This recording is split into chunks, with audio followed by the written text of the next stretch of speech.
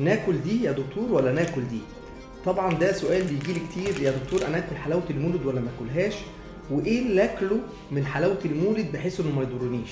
تعال اقول لك ازاي تاكلها من غير ما تدخن.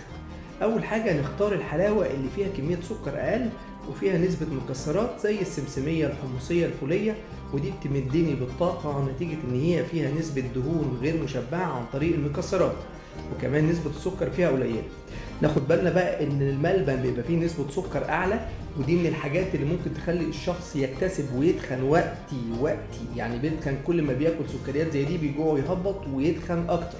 خلي نفسك تاكل قطعه صغيره من الحلاوه، مش لازم تاكل كميه كبيره، قطعه واحده كفايه عشان تحس بالطعم من غير ما تاثر على نظامك الغذائي. حاول تقلل السعرات الحراريه في باقي الوجبات خلال اليوم، يعني ممكن ابدل وجبه فيها نسبه نشويات وخضار بنسبه ان انا اخد بروتين وخضار اكتر، واقلل نسبه الدهون اللي داخله في البروتين او في الخضار بتاعي.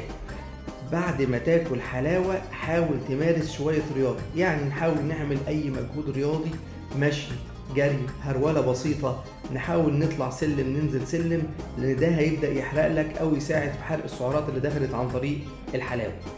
حاول تشرب ميه بانتظام، ده هيقلل لك مستويات السكر في الدم، وده بتاثير الحلاوه اللي احنا كلناها اللي رفعت معايا السكر. يفضل ان احنا ناكل الحلاوه بالنهار مش بالليل، يعني لو عايز تاخد حلاوه المولد خدها مثلا بعد فطار، بعد غدا، فبالتالي ما خدتهاش فتره بالليل اللي بيبقى فيها تخزين سكر اكتر.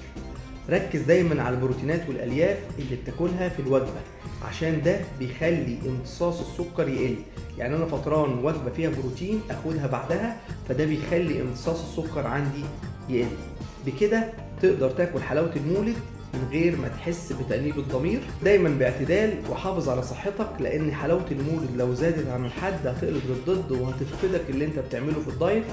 حافظ على نفسك، ولو ضاع اسبوع نتيجه ان انا اكلت قطعه او اتنين بدون نزول في الميزان ما تزعلش وكمل مظبوط.